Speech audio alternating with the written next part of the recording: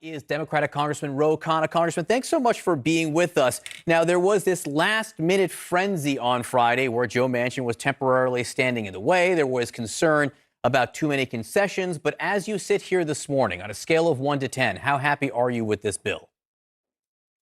John, an 8. It's a good bill. It gets checks into the hands of the American people. The most important part of it is it's going to give every working class and middle class family a $3,000 check for every child that they have. That is an extraordinary policy that progressives have been pushing for decades. Now, there's a disappointment that the minimum wage increase wasn't in there. It should have been in there. We're going to continue to fight. But overall, it's a good, strong bill. What's the chatter on the progressive member of Congress group text right now? Do you have a sense of whether or not any progressives will vote against this? Does this have the votes to pass tomorrow?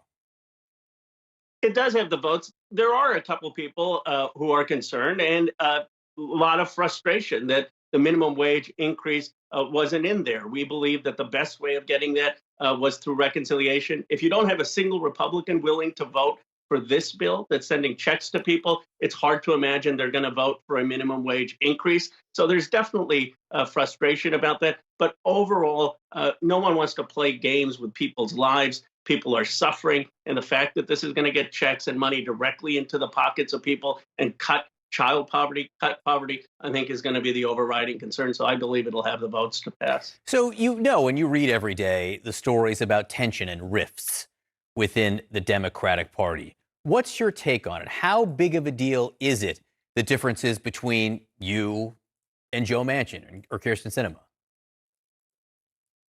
I mean, there are differences. Obviously, there are differences, but that's part of a democracy. I represent a district in Silicon Valley. Senator Manchin represents the state of West Virginia. Senator Kirsten Sinema represents Arizona. Of course, there are going to be differences. But here's the important point. We are coalescing around a $1.9 trillion stimulus that's going to help the economic recovery, that's going to pass with every Democrat ultimately most likely for it.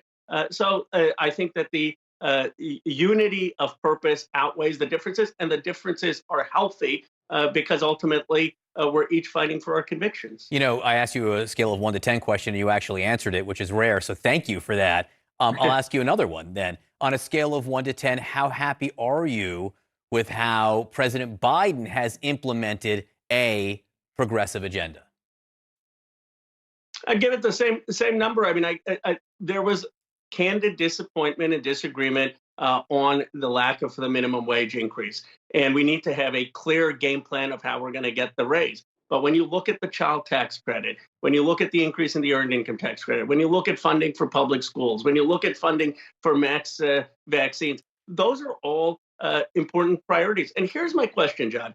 I voted time and time again for President Trump's budgets on COVID relief. I didn't agree with a lot of it. I didn't agree with the corporate tax handouts. I didn't agree with the tax breaks, but I voted for it because it was going to help the American people. Why isn't there a single Republican willing to do that now?